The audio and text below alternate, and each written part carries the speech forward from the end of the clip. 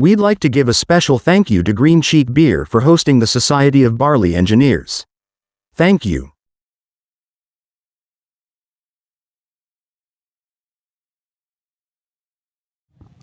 Thanks very much, Andre. Good evening, everyone. How are you? Good to hear it. Thank you very much for the invitation to come up here. Thank you very much for setting up the event next month. I'm looking forward to it. I will do my best to make sure that I'm there. You know, family life, it's a little wild. All right, so I've prepared a little slide deck here for you. Don't worry, it's only about 100 slides. We'll get through it just fine. No, I'm just kidding, it's 9. I am not a big yak at people kind of guy. I want to have a conversation. I want to have a dialogue. So if you have questions, I'm more than open to it. A little bit of personal history on me. I'm a sailor. I have a little bit of a mouth on me, so if I drop some language, please forgive me. But it was kind of beat into me, so that's where I am. I was a home brewer. I homebrewed for about 13 years. Before even considering going professional. And when I went professional, I went from 0 to 60 and opened up my own brewery. So it can be done. Of all of the breweries in San Diego, I will probably be the loudest voice in the room that says you do not have to sweat under somebody else to be successful. And I fought a lot of prejudice in the first couple of years of us being open as a result of that. But it's nice to see that the community, especially homebrewers like yourselves, are embracing that kind of a rise into the system, if you will. So without further ado, why do wheat beers matter? Wheat beers are extremely traditional. That's where beer really got started. Most of your beers way, way back when with the Sumerians were made out of spelt, which is a form of wheat. Wheat and agriculture and beer play into the history of humanity. How many of you have seen the Netflix documentary, How Beer Saved the World? I'm very surprised at that number. If you have not seen it, go watch it. It's incredible. But when you think about it, with the concentration of humans into population centers in order to farm and conduct agriculture and build society, grain like wheat and barley and beer were at the center of that. Without those things, we would not be here now. How many of you have heard of Barley and Sword? Aside from before knowing that I was coming to talk tonight. All right, so a little bit more than half, which is awesome. For me, that's amazing to hear. For those of you that don't know, Barley and Sword is rooted in the history of beer. Our entire ethos is traditional and old world. If it's done a certain way where it came from, then that's how I'm brewing it. I don't push the envelope. I don't try to put my own spin on things. I want to honor that history and where it came from. Beer is where we came from. Like that's huge. Get into your cups and wax philosophical about it. That is big. And it's amazing to be able to make something now that was made thousands of years ago and to be able to do the exact same thing where you are pouring a pint or a clay jar or a vase with a straw or what have you, and you're having a conversation. That is beer. So Germany in brewing history has a unique role. Reinheitsgebot, everybody's aware, I'm sure. You guys are all home brewers. You're probably more educated than I am. At least when it comes to the technicality of beer. So the Reinheitsgebot, one of the things about the Reinheitsgebot, it did not mention that wheat was allowed in beer, right? That was kind of an interesting thing, but there's a lot of reasons behind that. And the biggest reason is really simple. They needed the wheat for bread. And that kind of morphed over time to where people weren't allowed to brew with wheat, because it was for the nobility. It was for the clergy. There was a restriction on it. It was heavily taxed, and even the clergy and the nobility had to kind of get permission to do it in the early days, and then it just shifted into well, this is the way it's always been, right? So 15th century, early 1500s is when the Reinheitsgebot came out. About 50 years later is when it was actually restricted for the lower classes to use wheat in beer. And it stayed that way for quite a long time. When lagers started to surge in presence, especially with the advent of refrigeration and the ability to do lagers on demand. Shout out to the Spaten Brewery and Gabriel Sedemeyer, which my Helles is named after the man. Brilliant man, we can get into that story later. Wheat beers kind of fell off. But with the 20th century and a lot of other things, expansion into America with the style, it's made a big difference. And we see it a lot more now, but then we get into cultural and stylistic differences, right? A German wheat and American wheat are not the same. I think we can definitely all agree on that. A Weizen specifically, and this is a little bit of technicality, a Weizen refers to a wheat beer. A Weiss refers to a white beer. And you get into some cultural differences between the Germans and the Belgians with the way that they refer to their wheat beers as a result. So we've got a few different major families of wheat beers, right? A Hefeweizen, got that banana clove, nice cloudy character. A Crystalweizen, which is a little bit all the same, but it's been filtered. It's kind of crisp. I've been accused of that when I left Hefeweizen in a tank for too long. Somebody told me it was a Crystalweizen, and I told them to pack sand. Dunkelweizen, dark, toasty, not chocolatey. I have to correct mine. I had somebody approach me about it one time. Everybody else, great beer, great beer. Hey, this is a little bit too chocolatey. I appreciate that feedback. You're right, it is. Weissenbach, nice malty character, but it's a lot stronger, right? Berliner Weisse, light. Contrary to the American palate, Berliner Weissen sour is not a punch you in the face with bitter sour fruit. A Berliner Weisse is almost like lemonade. When I was tasting ours straight off the fermenter early on, I was like, this is a slightly boozy lemonade with the acid component and that lightly sour component and just that character to it. But then if you're doing it right, as they would do in Berlin, you're not flavoring the beer. You flavor it in the glass. And traditionally there are only two ways, Rot oder Grün, red or green. Raspberry syrup or Woodruff. How many of you are familiar with Woodruff? All right, that's awesome. How many of you like Woodruff? Okay, a little bit less, that's fair. I'm a savory kind of guy. I like the flavor of Woodruff. It's a very unique thing, and being able to expose people to that, something that most beer drinkers these days are not familiar with, it's really cool to be able to provide that opportunity. Lastly, a beer that personally I'm not very fond of stylistically is a Gose. So tart, salty, and then that punchy coriander. Coriander in beer is awesome. I am releasing a Belgian wit on Saturday. Coriander is an interesting ingredient to work with because it can either be extremely subtle or extremely strong. But all of these beers have that common character, that wheat backbone. Wheat giving beer that very kind of rounded maltiness, but malty in a way that barley doesn't. So common strains. I've heard a few different yeasts referenced tonight, White Labs. I think one person said a fermentous yeast, the SO4. Kveik yeast, yeah. I'm a fermentous guy. Started off as a White Labs guy, but I'm a fermentous guy. W68 is a phenomenal wheat beer strain. It does some really great things. When you're building up your malt bill, that wheat base is really important. Getting your Pilsner malt to kind of build it out, give you those extra sugars, and then your specialty malts where appropriate. My Hef does involve crystal malts. Gives it that little bit of color, kind of helps with that head retention a little bit. On a homebrew scale, you guys have so much more control with your equipment because you can easily modify your equipment, right? You can make subtle changes, do this, that, and the other thing to allow you to do things like a step mash. My system, unfortunately, a step mash that's a tough one for me.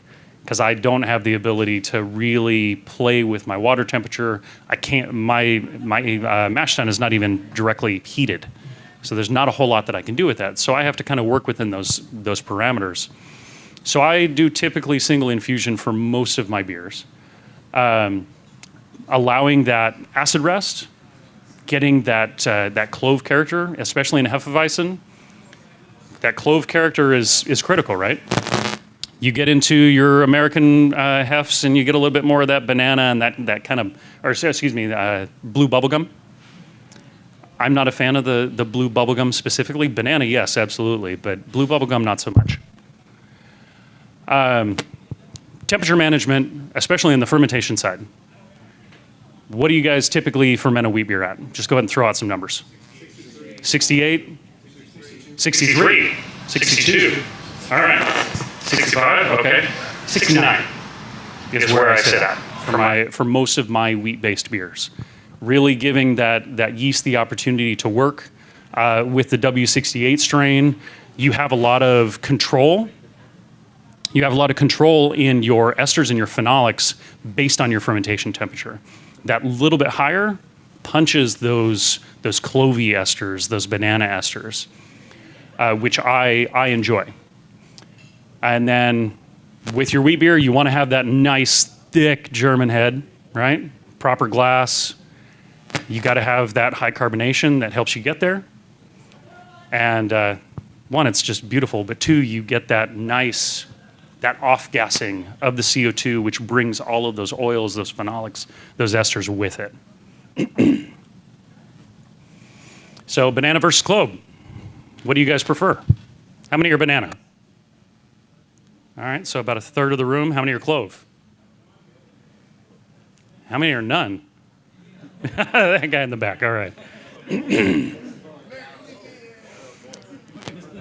Oh, all right, both? Like the blends? Okay, so we got a pretty even spread. I really like the clove character with that undertone, that foundation of banana. I like what that banana flavor characteristic does to support the clove being that more kind of higher on your palate type character. Great food pairings, getting into those nice bready things like pretzels. I'm solid, maybe like a good chicken wurst or pork wurst, roast chicken, cheese. I don't eat seafood personally, so I'm sure that a hef would go great with fish, but somebody else would have to speak to that. All right, so we talked a little bit earlier, American versus German. So American wheats, they fit the bill, in my opinion, but as a traditionalist, they don't hit the mark. They have their place, and I don't fault anybody for them, but there is that characteristic difference of that kind of higher ABV, not quite as sessionable. The flavor profile tends to be a little bit thinner in an American wheat, whereas a traditional German wheat, you've got some robustness to it. You can absolutely session it, which, go ahead. Wait, hold on, we got a question. Who's got the mic? Right over here. Well, nobody on Zoom can hear you. So when you talk about an American wheat, what brand or what wheat are you thinking? So this is a hard question for me to answer. Hard question for me to answer because I don't venture too often with my beer, especially the beer that I drink at home. Pyramid Hef is the one that comes to mind. There's a few others, I think missions around town. It's just a little bit thinner. Not necessarily bad by any means, and I'm certainly not here to knock on anybody. But just having a kind of a thinner character to it, when in that style, I want more. I want to have a more robust experience. I want to have layers of flavor on my palate, especially with a beer that is spice heavy, if you will. That answer your question? Awesome. There's absolutely a place for Hefeweizens, dry hopped Gose, barrel aged Berliner Weisse. I will be very honest with you. I used ChatGPT to help me develop this slide deck. And the reason I'm laughing is because I didn't pick this up until just now. my ChatGPT's personality really likes my Berliner Weisse and went on a tangent about 3 months ago about me doing a barrel-aged version. So you take that as you will. You know, yay. No, not yet. I don't have the space for a barrel aging program. I don't have the time or energy for that. So commercial examples, we talked about some local ones like Mission. Classic examples: Weisschiffaner, Eyinger, Schneider, Weiss, Polaner, Berliner Kindle. Obviously, Bier von Bern at Barley and Sword. I hope you all have a pint when you come down next month. That glass on the left is my mug. That's not the proper glass that you should drink a Hef out of. It should be the nice tall one. The one on the right is a nice half pint of our Berliner Weisse, the Woodruff version.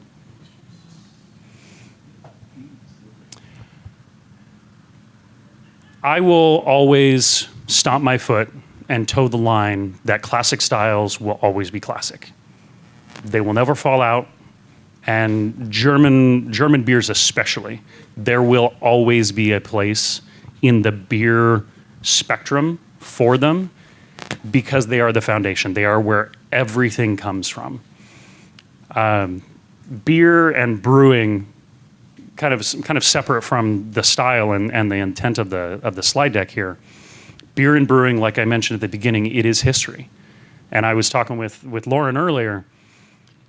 You can know every single technical aspect. You can be able to control down to 1/10 of a degree and know exactly what is going on with all of your chemical profiles and just really science the hell out of it. But you can also just enjoy the experience and have a pint and go by feel and create art. Beer can be done both ways, and it has been done both ways for thousands of years. I've got a little tablet of the oldest beer recipe in the world. It's a replica, but it's that little Sumerian tablet, which it's actually only like that big. It's about 3 by 4 across. But just that little bit of information guided a civilization to make beer for hundreds, thousands of years. And it drove their society. And I'm sure that the people of the day thought that it was amazing. From our perspective and our palates now, it would be like a weird barley soup in a vase that you drink out of a straw. But that's okay. That's part of the experience. One anecdotal story that I'll tell you specifically about German wheat beers and specifically my Hef. So as I mentioned before, I'm a Navy guy. I was active duty and then reserves for a long time, and then I worked for the Navy as a civilian. How many have heard of the exercise RIMPAC? One person, 2 people, okay, 4 people. So the Rim of the Pacific Maritime Military Exercise. It is a multinational exercise that happens in Hawaii every 2 years. It's the largest military exercise in the world. I had the privilege and the ability to be in a position where I was the chief of staff for an entire multinational task force for the last 3 iterations of the exercise, wherein I worked with the Canadians and the Australians and the New Zealanders and a few other countries. This last year, I got to work with the Germans as well. Excuse me. So while we had ships pulling through San Diego on their way to Hawaii, we had our 1-year anniversary. The night before, I had a meeting at my brewery with a couple of the captains from a couple of the ships. And I was like, yeah, come on back tomorrow. It's our anniversary. Didn't really think anything of it. So fast forward to the next day, and it's about 5 o'clock. We've been open since 11, and I'm not working. It's my brewery. I am into my cups. I watch 25 German sailors walk in, one by one, and I'm just watching them go by in their dress whites. Tall guy goes up to the counter. Is Mr. Howell here? Hey! Comes over and presents me with a plaque to the ship. It was amazing.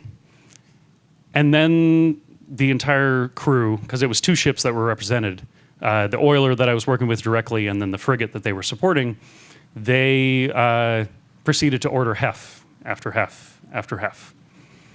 Fast forward to about 4 hours later, and there's only 5 of them left. And this German supply officer comes up to me, and he knows who I am. He knows my position within the Navy and everything. He also knows that I'm the brewer. And he says, so, where do you get your German beer from? That's pretty good. And I said, I make it. And he says, no, you don't. Where do you get your German beer from? I said, I make it with these hands. No, you don't. Where do you get your German beer from? And at this point, I set my beer down. And I said, I make it with these hands right fucking there. Oh, you make it. I almost punched him. Going back to my original point, you can make good beer. Being technical, being emotional, being just going by the feeling. You can make good beer, and I know you guys are. The stuff that I sampled tonight was amazing. That stout, that oatmeal stout, where you at? That was really good. I really enjoy that. I would love to try that on nitro. That would be phenomenal. Thank you guys for allowing me to come up. I realize it was a relatively short presentation. If you guys have any questions, I am absolutely here at your disposal. Fire away.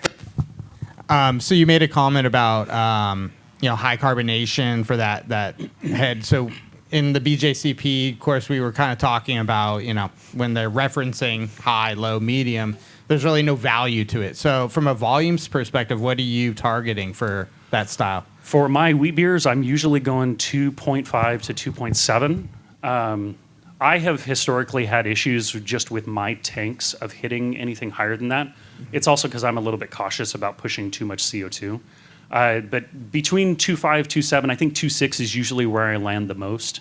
And that gets me to where I want. You get that really nice effervescent mouthfeel, a lot of those aromatics. That really is my framework for what I shoot for. Awesome, thank you. Yeah, absolutely. Right over here. He's going to bring you the mic that way. The folks in the ether can hear. I'll go this way first, and then I'll come back to you. Really, the high carbonation on the tap for serving higher carbonation. Are you doing anything special for getting it to serve properly? So that's a really good question. When it comes to draft systems, which I am not a draft expert at all, that is magic to me. I have found that with higher carbonation beers, pushing on a relatively long draw, I will shoot in the 11 to 13 PSI range to push them. But if I notice that the beer is pouring just a little bit too heady, just too aggressive, then I will dial it back, vent the keg, what have you, just to kind of bring that down a little bit. Sometimes it is just a matter of just vent the keg down completely and then let the head pressure build back up, and that'll kind of reset it. And you had mentioned the difficulties of brewing classic processes on small brewery equipment, which I'm very familiar with. Don't have heated mash tuns, and that's very difficult. Have you been able to do anything for step mashes concoctions? So yes, and if you guys will indulge me, I can tell either a short version or a long version of another story that deals with that specifically. Plenty of time. All right. So the long version. Here we go. So about a month and a half prior to these German sailors walking into my brewery and trying to get into a fist fight, random Thursday. I don't even think I brewed that day. I was kind of milling about. I happened to be doing some cellar work in the back, and I noticed this guy, which if you have not been in my brewery, there's a horseshoe. So there's the bar, back storage area, and then the brewery's over here. So it's really easy to see the entire back production area of my setup. So I see this guy kind of like leaning over the bar. And sometimes people are nosy and sometimes people are inquisitive. And so I was like, hey man, you have any questions? I'm happy to help you out. And I won't even attempt to imitate this accent. In a very, very broken English accent, this man asks for a tour for him and a couple of his friends. They're in California on a beer tour. And I was like, yeah, sure, absolutely. I got to go hit the head. For you non-Navy folks, that's the bathroom. I got to go hit the head. Where are your friends at? Oh, they're all outside. All right, bring them on in. I'll be right back. So I go to the bathroom, and I walk back in, and my tap room that had, maybe 8 people in it, all of a sudden had 30. Okay. I was like, all right, guys, follow me back. And I start talking, and I'm like, the fermenters, and here's the brewery, and it's a stacked mash tun on top of an HLT, and yada, yada, yada. And I quickly realized that there's only one guy in this group that speaks fluent English. I still don't know where they're from. So I'm talking, he's translating, and this is a language I don't recognize, which, working in the Navy, working with multinational organizations, I have a pretty good ear for accents and languages. I could not place this. So continue to give the tour, and then I wait for him to translate, and then follow me over here and wait for him to translate, and so on and so forth. And I come to find out these 20, 25 guys were from the top 20 non-major breweries in the Czech Republic. Brewers, bar staff, marketing. The heat is on. Okay. So walking them around, give them a tour. All right, we go back out into the tap room. Most of the guys kind of filter out to outside. And I'm standing around one of the barrels, the stereotypical, I own a brewery, so I have barrels as tables. We're standing around the barrel, and guys like, thank you very much, really appreciate the tour. We'll be back tomorrow to brew a beer with you. I'm sorry, what? He's like, yeah, we'll be back tomorrow to brew a beer with you. I'm not here tomorrow. I have a day job. I work for the Navy. I mean, I took tomorrow off, but I'm driving to LA to drop off samples for the state fair. How long are you in town for? This is Thursday. Well, we leave on Monday. I'm brewing a collab on Saturday. I'm brewing another beer that's really popular that everybody wants back on Sunday. I'm driving to LA on the next morning, but I'm stopping by BSG on the way. Okay, I'll see if I can maybe pick up some ingredients, and I will rearrange my schedule on Sunday. What do you guys want to brew? A Czech pale lager. I don't have a recipe for that. And he just kind of looked at me.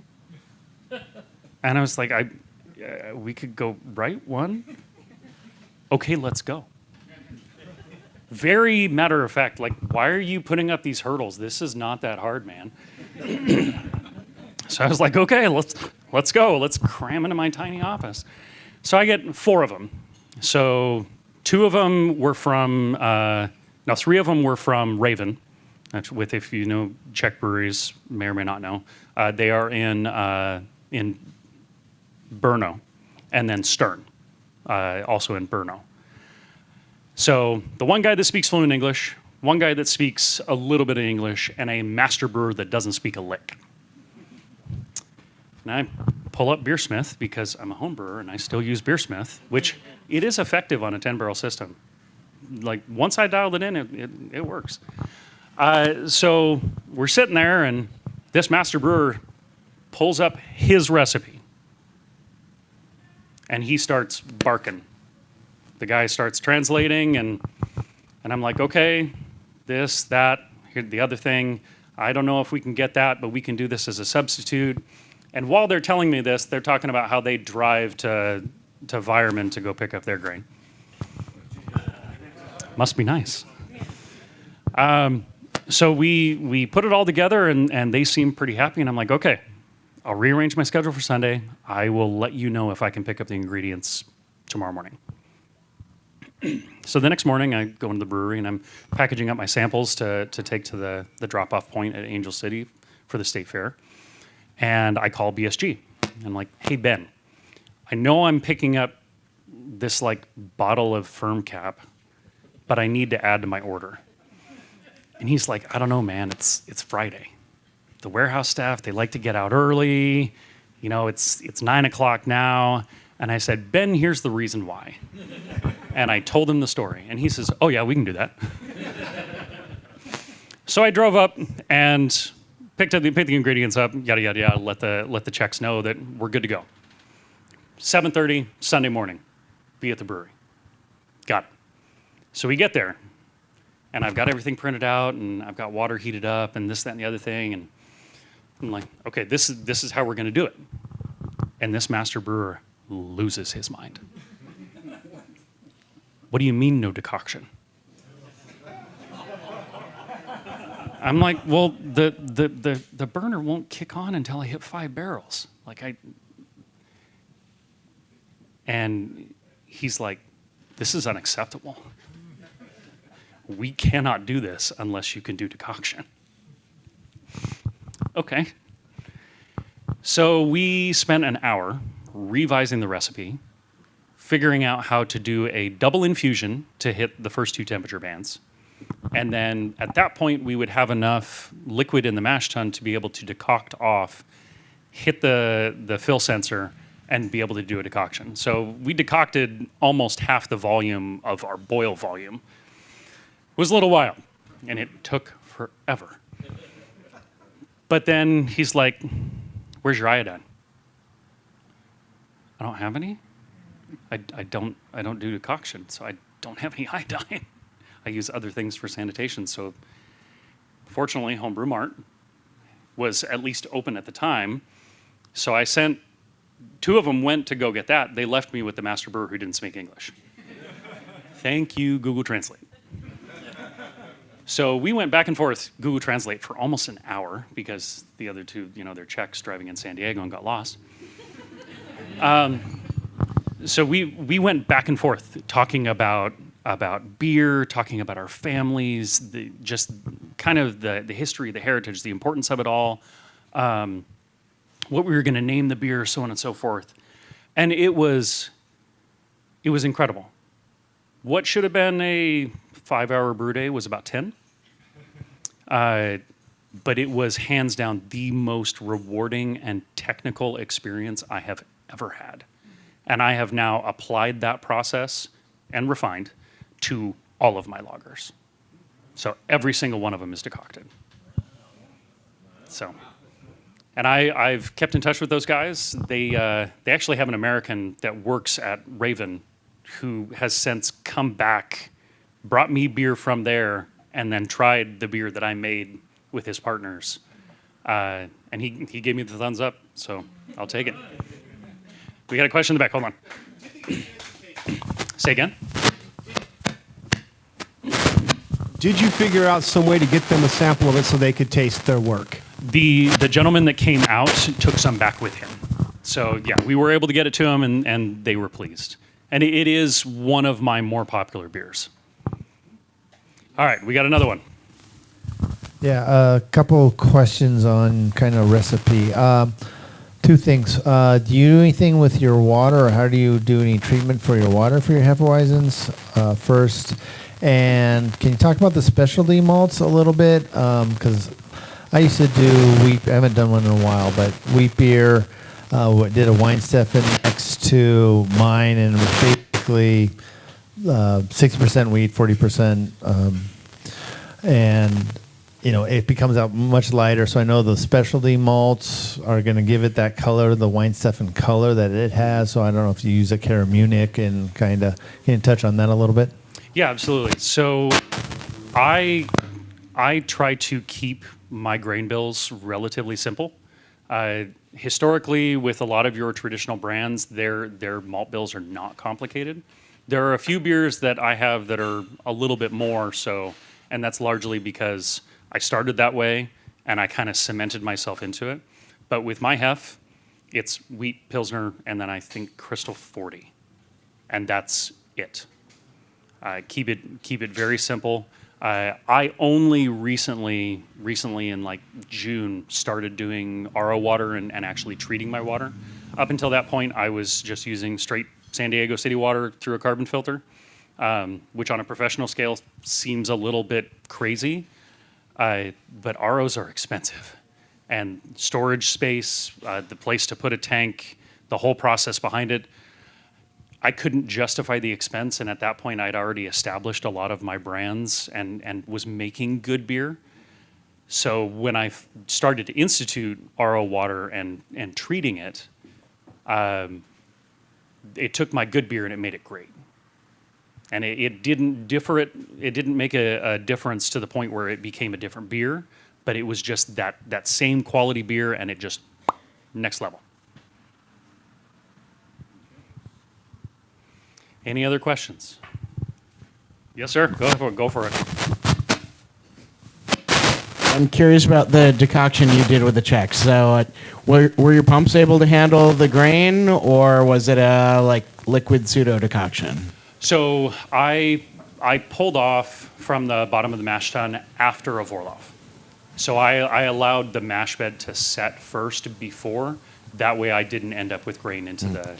And the Czechs were okay with that? They were. Okay. Yeah. So in Germany, I went to my friend's small, like 10 hectoliter brewery, and their 2-vessel system is really interesting. Like at a small brewery the size of our ones, their setup is, so in the U.S. it would typically be a mash and lauter tun and a boil and whirlpool kettle, and you do essentially like a whirlpool and then one transfer. In Germany, the small brewery is a mash tun / boil kettle and a lauter / whirlpool tun.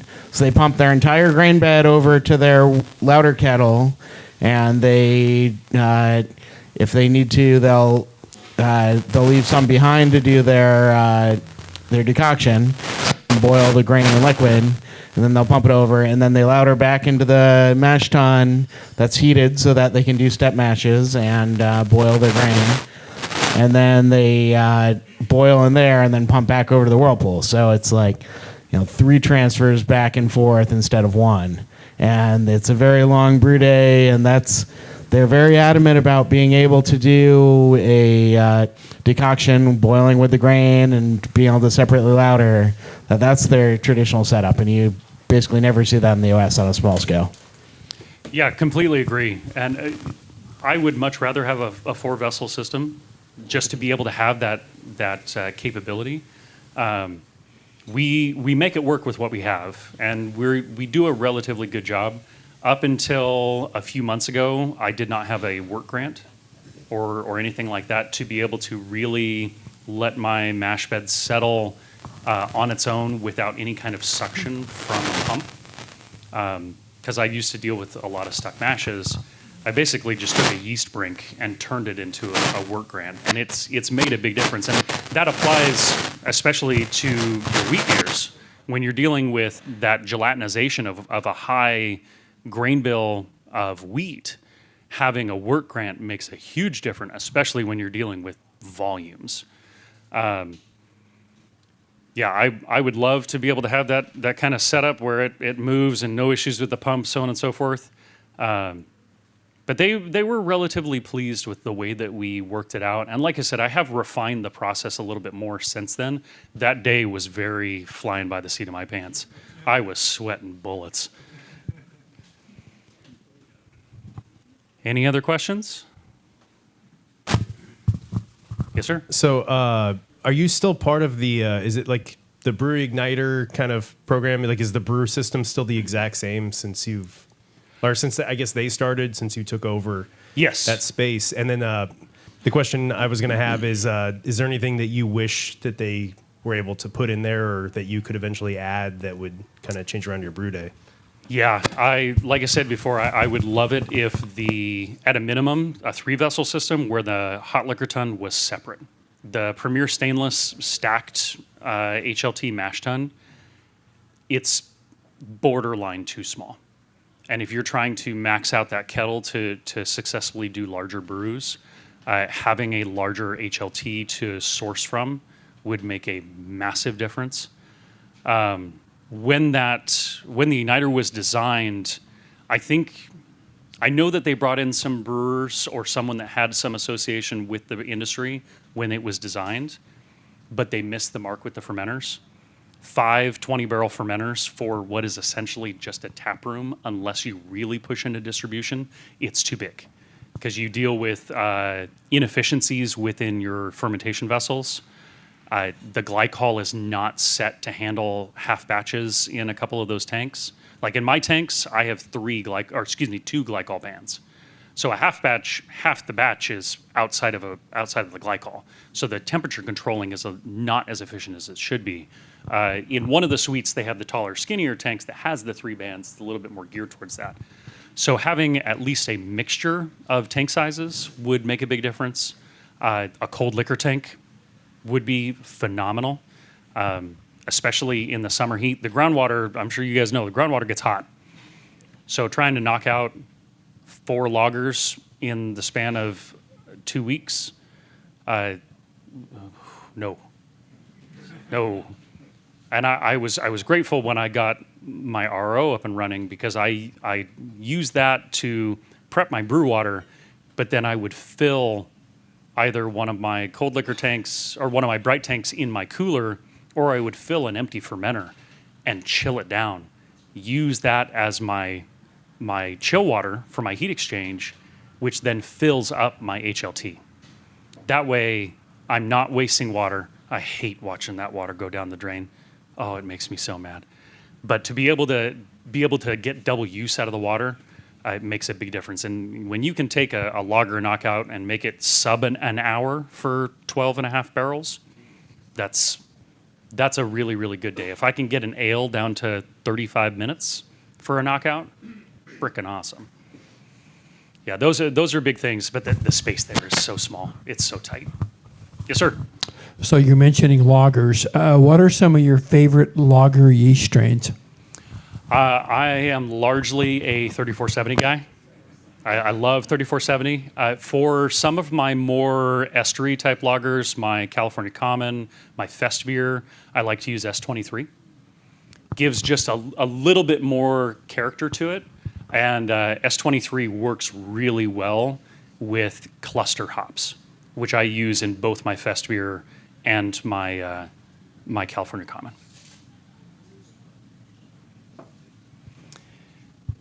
Anything else? All right. Really appreciate you guys. Thank you very much for the opportunity to come up.